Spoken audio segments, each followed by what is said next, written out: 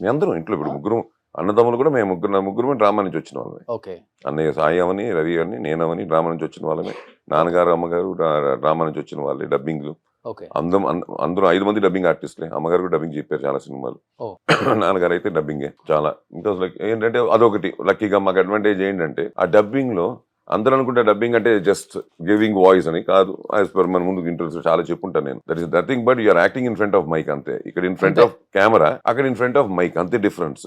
లైట్లు ఆఫ్ చేసి అందుకోసం కొన్ని ఎమోషన్ సీన్ లైట్లు ఆఫ్ వేస్తాను. ఇప్పుడు కొన్ని ఏడుపు సీన్ అంతా అంటే అన్నయ్య గ్లిజన్ పెట్టుకొని కూడా చెప్పిన రోజులు ఉన్నాయి. అన్నయ్య మెయిన్ గా అన్నయ్య ప్రాక్టీస్ ఉంది. మాకు కూడా అన్నయ్య చూసి మాకు కూడా ప్రాక్టీస్ ఉంది కొంచెం గ్లిజన్ పెట్టుకుని. ఎందుకంటే కెమెరా లేదు కానీ ఎమోషన్స్ ఏమే కదా. సేమ్ యాక్షన్ చేయాలి. చేయకపోతే ఎక్కడి నుంచి వస్తుంది? రాదు. అవును. వాయిస్ నిలబడి స్టిఫ్ గా చెప్పాలంటే అలా చెప్పే క్యారెక్టర్ కూడా ఉంటాయి. అలా ఈజీగా చెప్పే కూడా అలవాటు అయిపోయి చెప్పేస్తాం. కానీ ఎప్పుడైతే ఆ స్వింగ్ ఉంటుందో బాడీలో ఆటోమేటిక్ గా ఇప్పుడు రాయ్ అనడానికి చిన్న ఆ తేడా ఉంటుంది.